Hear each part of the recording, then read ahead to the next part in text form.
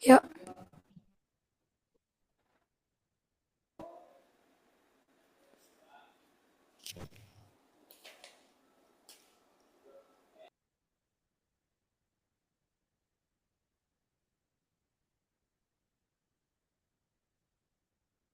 Bentar.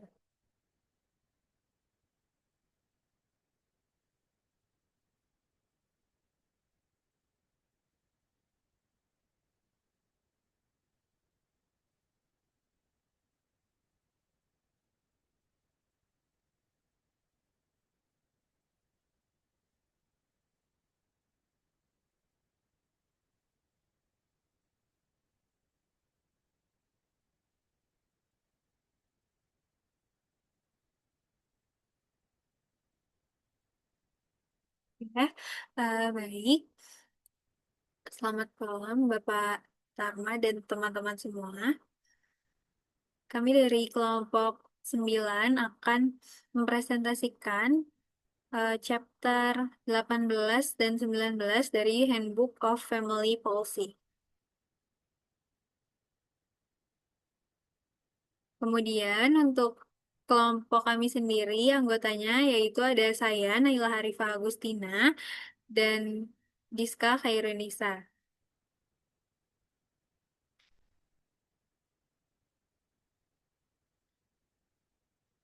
Baik, dalam presentasi kali ini ada pembahasan yang pertama yaitu tentang perbedaan kebijakan di negara-negara Asia Timur dan kebijakan keluarga di Afrika Selatan.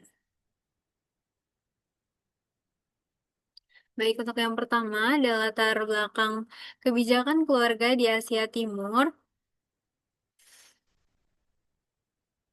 yaitu 6 negara Asia Timur seperti Jepang, Korea Selatan, Taiwan, Tiongkok, Hong Kong, dan Singapura mengalami transformasi besar dalam kebijakan keluarga. Nah, perubahan ekonomi, demografis, dan sosial sejak tahun 1990 ini telah mendorong munculnya berbagai model kebijakan keluarga yang berbeda.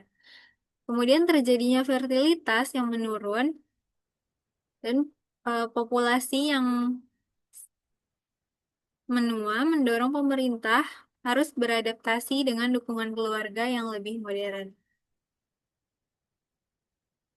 Baik, kemudian untuk ringkasan isi bab dari chapter 18 itu, yang pertama adalah akar familistik kebijakan keluarga di Asia Timur, yaitu tradisi yang menyebabkan pemerintah enggan mengembangkan dukungan publik terhadap keluarga.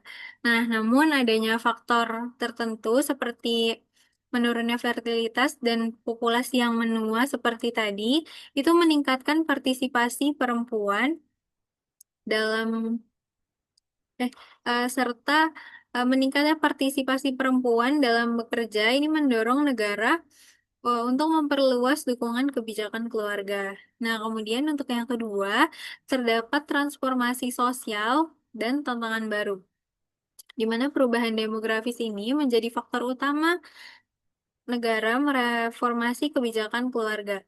Dan ketegangan antara nilai tradisional dan kebutuhan modern membuat negara mengambil alih sebagian dari kebijakan keluarga.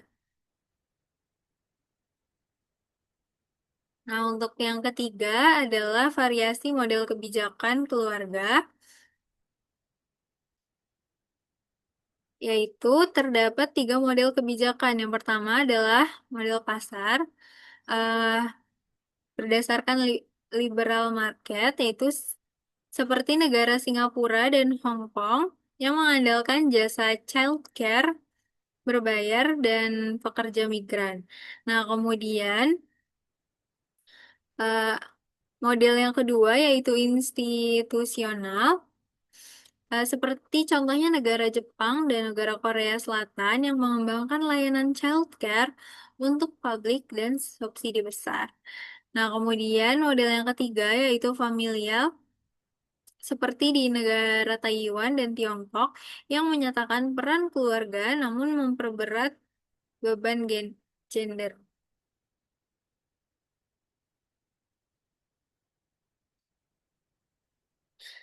Baik, kemudian untuk analisisnya, yang pertama ada keterbatasan teori Barat untuk menjelaskan tentang Asia Timur.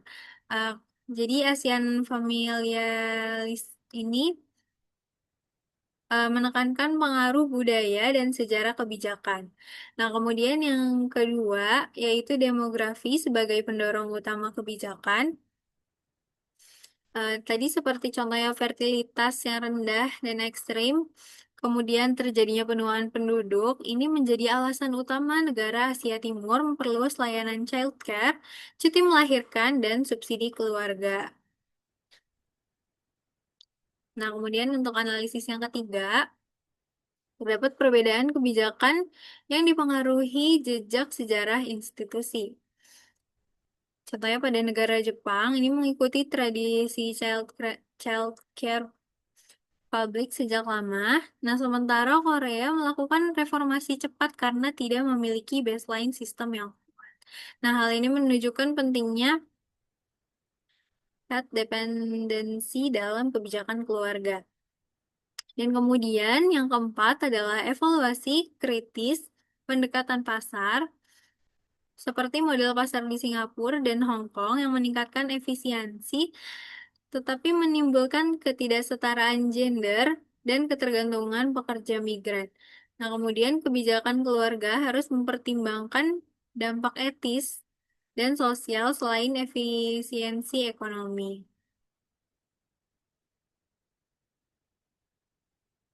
Kemudian analisis yang kelima yaitu ambivalensi model familiar. Nah, pendekatan familistik di Taiwan dan Tiongkok ini mendukung nilai keluarga, namun justru memperbesar beban perempuan dan mempertajam ketimpangan gender. Nah, hal ini menunjukkan nih bahwa perlu adanya kebijakan yang lebih legalitas lagi. Kemudian untuk analisis yang keenam, yaitu implikasi untuk studi kebijakan keluarga. Kebijakan keluarga Asia Timur ini perlu dipahami sebagai hasil interaksi empat elemen, yaitu elemen budaya, elemen demografi, elemen institusi, dan politik. Nah, pada chapter 18 ini sangat memperluas literatur global dengan menunjukkan bahwa Asia Timur memiliki variasi internal yang signifikan. Nah, ini juga tidak terdapat uh, diredukasi pada satu kategori yang tunggal. Selanjutnya akan Kemudian, dilanjutkan, Pak. kemudian latar belakang dan konteks kebijakan keluarga di Afrika Selatan. Kebijakan keluarga di Afrika Selatan itu berkembang dalam konteks ketimbangan sosial ekonomi, pengangguran tinggi, kemiskinan, dampak HIV/AIDS, perubahan struktur keluarga tradisional. Banyak anak hidup dalam keluarga besar atau extended family dan tidak tunggal dengan orang tua biologis. Keluarga inti nuclear family bukan untuk keluarga dominan bagi masyarakat miskin. Next. Kemudian ada White Paper on Families atau WPF tahun 2005 dan 2013. Nah, kedua WPF itu terpengaruh pendekatan struktural fungsionalis menurut Talcott Parsons. Yang pertama ada mengidealkan keluarga inti atau nuclear family sebagai standar. Kemudian melihat penurunan pernikahan sebagai masalah sosial. Mengadopsi pendekatan dan kurang menekankan faktor struktural seperti kemiskinan, ketidaksetaraan gender, dan ketidakadilan sosial. Nah, ada kritik untuk WPF ini.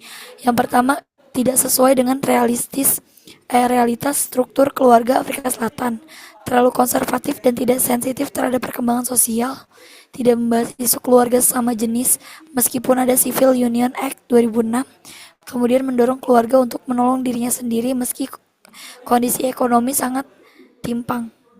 Boleh di next.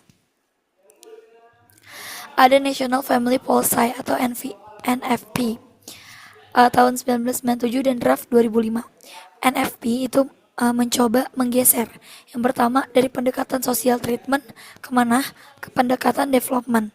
Namun dikritik karena apa? Karena menguburkan peran gender, kemudian bias terhadap keluarga kelas menengah, dan tidak mempertimbangkan bagaimana ras, kelas, dan gender mempengaruhi akses terhadap sumber daya. Boleh next. Oke, Child Support Grant atau CSG dan pengaruhnya. Nah, CSG ini merupakan salah satu kebijakan sosial paling penting di Afrika Selatan. Ciri-cirinya apa saja? Yang pertama, pro orang miskin. Kemudian, acknowledges bahwa keluarga inti bukan norma umum. Kemudian ada gender netral. Laki-laki juga dapat menjadi pengasuh utama. Kemudian mengakomodasi realitas keluarga besar dan keluarga tunggal. Kemudian data menunjukkan bahwa mayoritas penerimaan manfaat adalah wanita, yaitu 97%. Kemudian banyak anak tinggal dengan satu orang tua atau kerabat. Kemudian tingginya jumlah keluarga yang harus menggabungkan sumber daya kemiskinan dan migrasi kerja. Nah, manfaatnya apa? Mengurangi beban biaya keluarga, kemudian memberikan dukungan finansial pada anak dan pengasuh utama.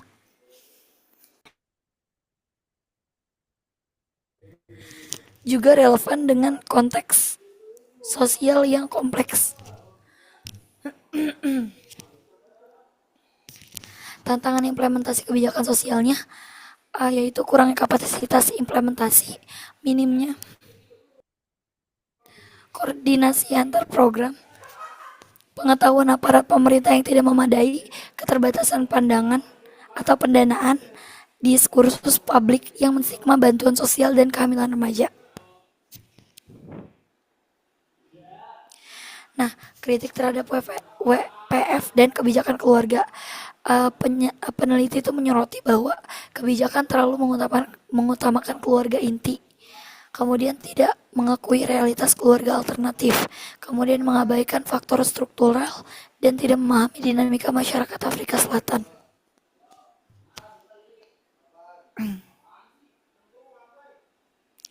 Kemudian arah kebijakan masa depannya yaitu dokumen perencanaan jangka panjang seperti National Development Plan 2030 NDP menekankan bahwa penguatan kapasitas manusia, pengakuan keberagaman bentuk keluarga, intervensi keluarga yang berbasis komunitas, kemudian penguatan layanan dasar, integritas layanan sosial agar tidak bekerja secara terpisah.